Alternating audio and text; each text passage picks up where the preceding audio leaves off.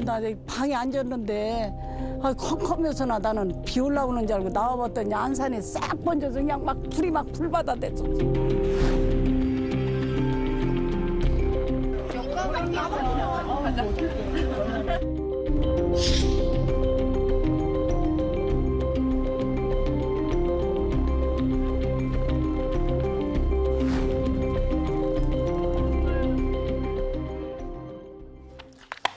네, 건조한 날씨와 강풍까지 겹치면서 4월의 첫 주말이던 어제 서울 인왕산을 비롯해서 전국 30여 곳에서 동시다발적으로 산불이 발생했습니다. 아직 진화 중인 곳도 있습니다.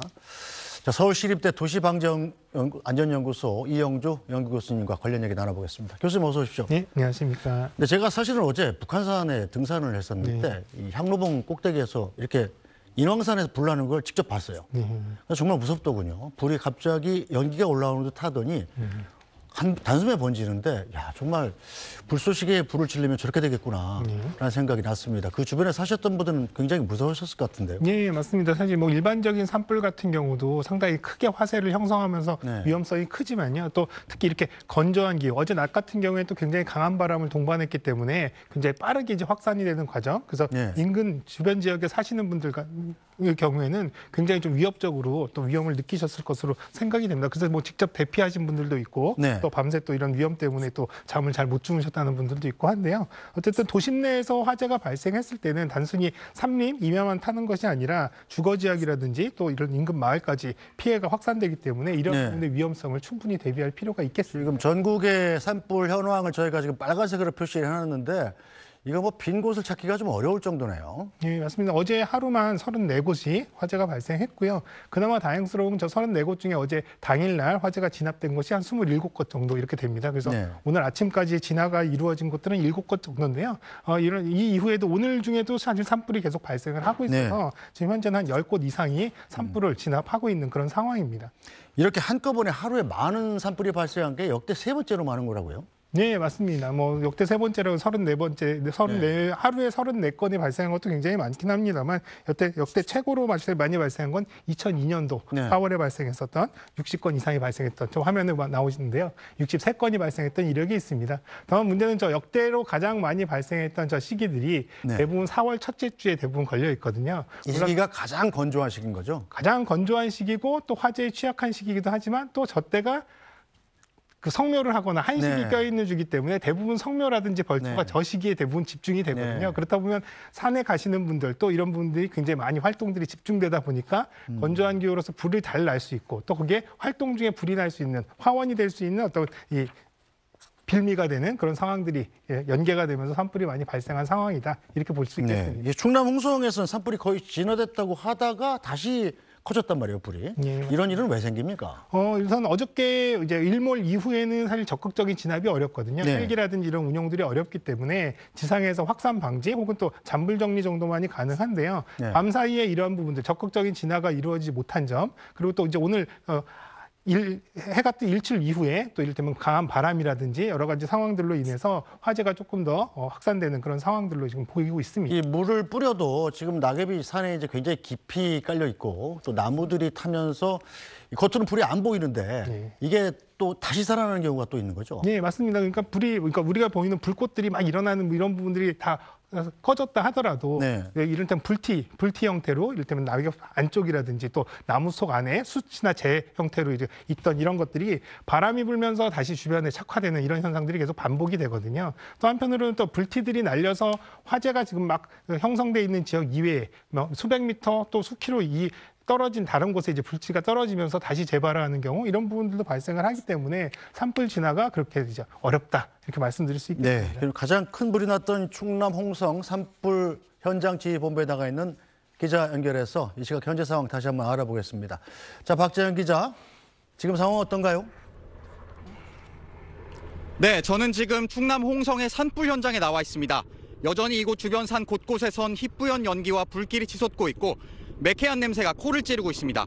어제 오전 시작돼 강한 바람을 타고 확산한 산불은 26시간 넘게 이어지고 있습니다. 산림소방당국은 날이 밝자마자 초대형 헬기 석 대를 포함해 진화 헬기 19대를 투입해 오후 2시 기준 진화율은 66%를 보이고 있습니다.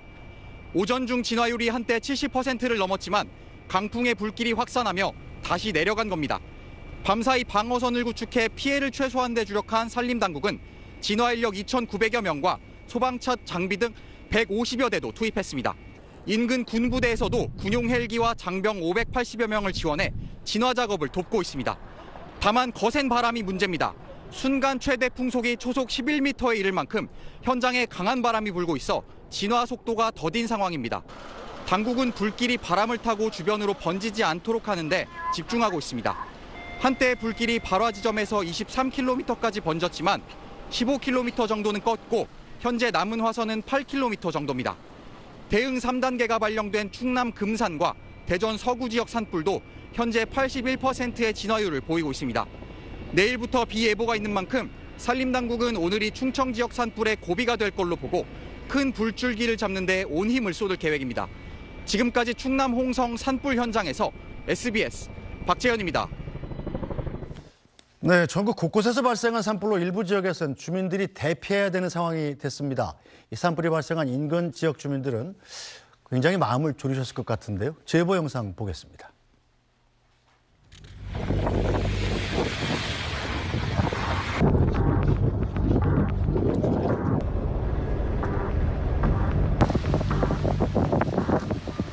나갈 분들 대피하라고 하세요.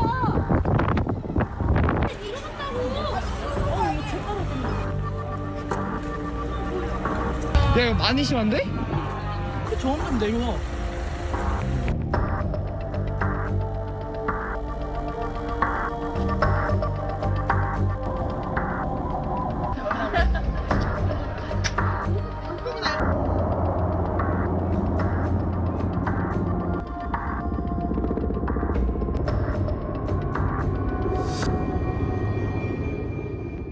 네, 어제 저 인왕산 산불 진화 현장은 제가 직접 눈으로 목격했기 때문에 정말 무섭더군요. 그런데 헬기가 이제 한강에서 물을 퍼다가 이 담아서 산불 현장에다 쫙 뿌리지 않습니까? 그 과정 자체도 굉장히 위험한 일이라고요. 네, 맞습니다. 사실은 이제 물을 실어 나르는 과정, 또 그리고 또 실제로 이제 부인한 곳에 접근해서 물을 뿌리는 과정, 이런 것들이 사실 일반적인 비행 환경과는 굉장히 다르거든요. 시야도 굉장히 확보하기가 어렵고 또 화재로 인한 기류 변화도 상당히 강하기 때문에 사실 산불로, 그러니까 헬기로 산불을 진압한다는 것 자체는 굉장히 좀 어려움을 동반한 그런 작업이라고 보시면 되겠습니다. 그래서 이제 물을 계속 퍼서 날르는 이런 과정들, 그래서 이런 것들은 이제 버킷 같은 형태, 한마디로 이제 이 물주머니를 매달아서 이제 이동을 시키는 이런 형태가 있고요. 아니면 이제 취수구를 이제 해서 물탱크를 내장한 이런 대형 헬기들이 있거든요. 그래서 대형 헬기 같은 경우는 한 번에 한 3,000리터 정도 이렇게 이제 직접 주술함으로써 진압력이 굉장히 높아서 강한 화재의 산불에는 대형 헬기에 대한 어떤 진압 이런 부분들을 상당히 좀 기대를 많이 하고 있습니다. 네, 어제 발생한 산불 중에 아직 다 불을 끄지 못하고 진화 중인 곳 정리부터 한번 하고 넘어갈까요? 네, 지금 현재는 어제 34곳이 발생을 했었고요. 그중에 이제 27곳이 어제 자체 당일날 진압이 됐고 오늘 아침까지는 한 7군데 정도가 진압이 이루어지는 것으로 확인이 됐었는데요. 지금 현재는 아직 오늘 또 다시 불이 더 난 곳도 있고 진압이 된 곳들도 있어서 지금 현재는 2시 현재 기준으로 한 8곳 정도가 산불이 지금 진화 중인 것으로 그렇게 이제 확인이 되고 있습니다. 네, 다행히 뭐 인명 피해가 없다는 거는 불행 중 큰 다행이라고 보여지는데 자, 재산 피해는 크게 발생한 걸로 지금 집계가 되고 있습니다. 산불이 한 번 나면 피해가 굉장히 광범위해지잖아요. 네, 맞습니다. 뭐 임야가 타서 소실 면적이 넓어지는 것들, 뭐 이런 것들은 당연히 뭐 굉장히 큰 피해로 이어지겠고요. 최근 들어서는 단순히 산만 타는 것이 아니라 앞서 말씀드린 것처럼 민가라든지 또 기반 시설이라든지 여러 가지 이런 사람들이 이용하는 시설적인 측면에서의 피해도 굉장히 커지고 있거든요. 특히 이제 사람들이 살고 있는 민가 같은 경우가 이제 소실되는 경우에 사실 이제 이재민들이 발생을 하고 다시 생활로 돌아가는 데까지 굉장히 많은 시간이 걸린다는 점들로 봤을 때는 이 피해가 단순히 재산적인 피해보다도 훨씬 더 많은 피해와 또 복구하는 데 시간이 많이 걸리는 상황이다. 이렇게 보시면 되겠습니다. 봄이 날씨가 건조한 것도 좀 한몫합니다만 기온이 또 갑자기 올라가잖아요. 기온이 올라가면 더 화재에 취약해지는 거죠. 네, 맞습니다. 지금 이제 가장 많이 얘기되는 것들이 뭐 건조한 기후, 이것 자체는 뭐 누구나 다 위험하다는 건 알고 있는데요. 이상 기온으로 인해서 상당히 이제 온도가 이제 예전에 같은 기간보다 상당히 올라간 상황이거든요. 이러한 경우에 이제 온도가 올라가면 왜 위험하냐라고 한다면 이 온도가 올라가면 습도라든지 또 이를테면 풍속이라든지 여러 가지 영향 요인들이 발생을 하는데 이런 영향 요인들이 대부분 그동안의 분석을 통하면 산불 위험 지수라고 하는 부분들로 판단했을 때 굉장히 화재 위험도가 높아지는 쪽으로 기여를 한다. 그래서 온도가 높아지는 것만으로도 화재에 대한 부분들, 산불에 대한 위험성이 훨씬 커지고 있다. 이렇게 보시면 되겠습니다. 네, 전국적으로 오늘도 건조특보가 내려진 곳이 많은데요. 거의 전국 대부분 지역에 건조특보가 내려졌다 이렇게 보면 되겠군요. 네, 맞습니다. 동해안 지역 일부를 제외하고는요, 전국이 전부 다 산불 위험 지수가 높음으로 지금 나타나고 있고요. 네. 또 특히 이제 충북이나 전북 같은 경우는 매우 높음, 그래서 산불이 발생할 수 있는 가능성이 그만큼 높다. 다만 이제 내일 내일 모레 이렇게 이제 봄비가 예고가 되어 있어서 네. 오늘 꼭 내일 오전까지 비가 오기 전까지가 상당히 좀 고비가 아닐까 생각이 듭니다. 네, 산불에 인간의 힘으로 닿지 않는 아주 좋은 소화 방법이 있죠. 바로 비입니다. 다행히 내일 밤부터 비 소식이 있는데 기상청 박정민 예보관으로부터 얘기 들어보겠습니다. 서해상에서 접근하는 저기압의 영향으로 4일 늦은 오후부터 6일 사이에 전국에 비가 내리겠는데요. 특히 지역의 영향이 더해지는 제주도와 남해안, 지리산 부근으로는 시간당 20에서 30mm 내외의 강한 비와 함께 전국 대부분 지역에 많은 비가 내릴 것으로 예상됩니다. 저기압이 우리나라 동쪽으로 빠지면 우리나라보다 고위도에 있는 공기가 우리나라 쪽으로 몰려오게 됩니다. 상대적으로 차고 건조한 공기가 포함되어 있기 때문에 비가 그친 이후에 기온은 급격하게 떨어질 걸로 예상이 되고요. 특히 7일과 8일 아침 최저 기온은 중부 내륙을 중심으로 0도 부근까지 떨어질 것으로 예상됩니다. 자, 교수님, 이 정도 비가 내리면 산불 위험이 얼마나 감소할 수 있을까요? 쉽게 설명드리면 올해 서울 같은 네. 경우는 10mm 이상 온 날이 딱 하루밖에 없습니다. 네. 그렇기 때문에 이번에 한 20mm에서 30mm 정도가 온다면 네. 그동안에 굉장히 건조했던 토양이라든지 산림이 상당 부분 적셔질 수 있을 것으로 보입니다. 다만 문제는 이렇게 비가 오는 이후에 또다시 4월, 5월로 이어지는 또 이제 갈수기 혹은 또 이 건조한 기후들이 계속됐을 때 또 이런 산불의 위험들이 다시 발생하기 때문에 지속적으로 이런 부분들 예방 활동이나 산불에 주의를 하셔야 되겠습니다. 자, 요즘 정말 주말에 집에 있으면 날씨가 너무 좋아가지고 산에 안 갈 수가 없잖아요.